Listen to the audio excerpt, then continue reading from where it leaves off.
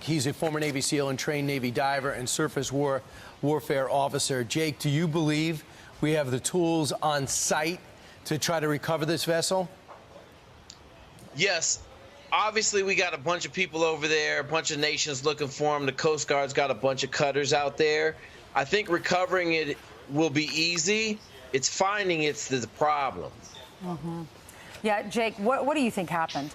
Believe it or not, doing my research, one of the things that came up with the Alvin, and that's our other deep sea submersible for the United States, it was attacked twice by swordfish, causing immense damage to it, having it to send it to dry dock to get repaired.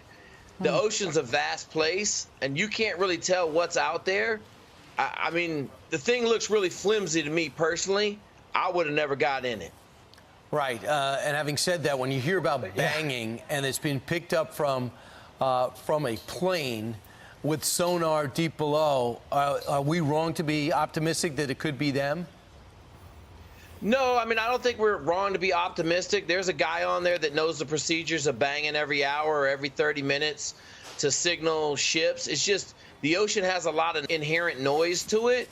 I wouldn't be surprised if we didn't have a couple submarines over there looking for it, but it's 21 feet, and the search area is the size of New England right now.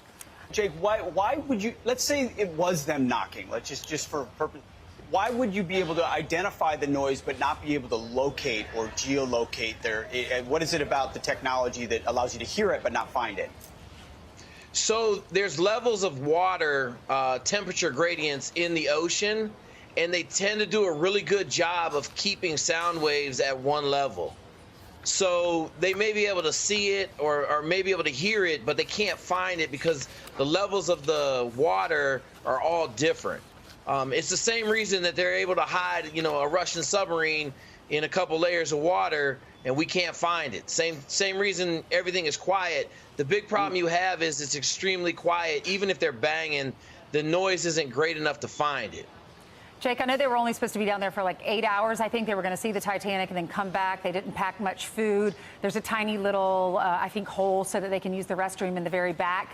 What is it like inside a submersible like this? How are they doing, do you think, 5 people in this small space?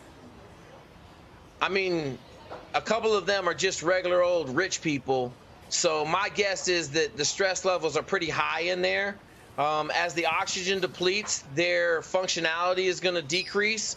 So, I mean, I can't think of a more miserable death, personally.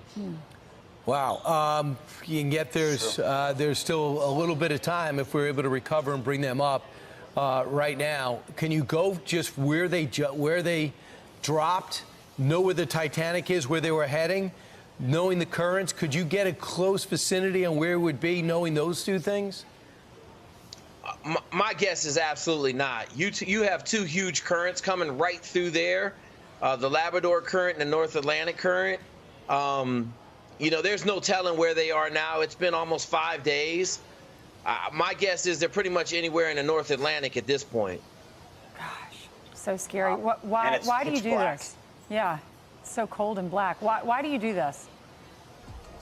Yeah, that was the first question I asked myself. You couldn't pay me all the money in the world to get in that tin can.